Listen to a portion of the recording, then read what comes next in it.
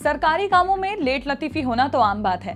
पहले फाइलों को एक टेबल से दूसरी टेबल तक पहुंचाने में लंबा वक्त लगता था और अब कोरोना इन फाइलों के लिए नया बहाना बन चुका है। दरअसल पिछली साल मतलब 1 जून 2020 तक पूरे देश में one nation one ration card योजना लागू होनी थी, लेकिन ये अभी तक अधर में ही लटकी हुई है।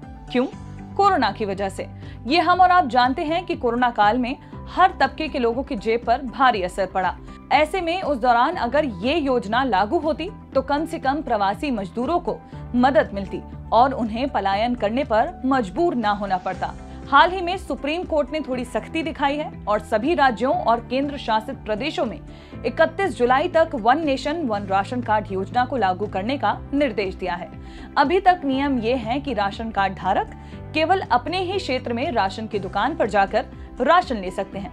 अगर ये योजना लागू हो जाती है तो उससे सबसे बड़ा फायदा ये होगा कि राशन कार्ड धारक देश के किसी भी कोने से राशन ले पाएगा।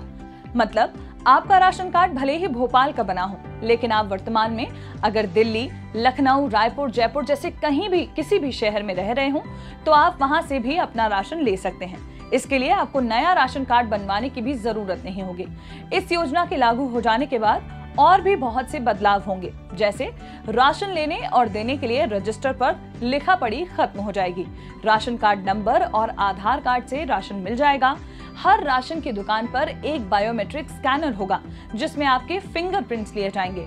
वेरिफिकेशन होने के बाद आपको राशन दिया जाएगा।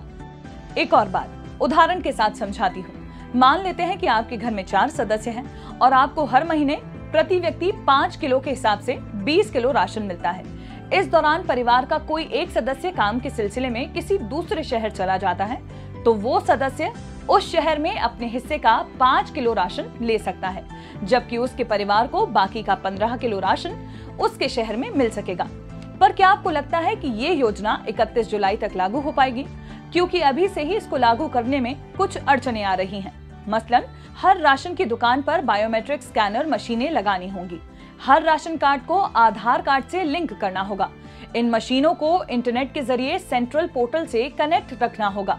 तो ऐसे में इंटरनेट कनेक्टिविटी एक बड़ी चुनौती साबित होगी, क्योंकि मई 2021 तक देश के 16 राज्यों में करीब 44,000 राशन की ऐसी दुकानें हैं जहां पर बायोमेट्रिक वेरिफिकेशन के लिए मशीनें ही नहीं हैं। तो ऐसे में ये योजना कब तक लागू हो पाएगी, ये देखने वाली बात होगी। ऐसे ही नॉलेज बढ़ाने वाली वीडियोस को देखने के लिए डाउनलोड कीजिए दैनिक भास्कर ऐप।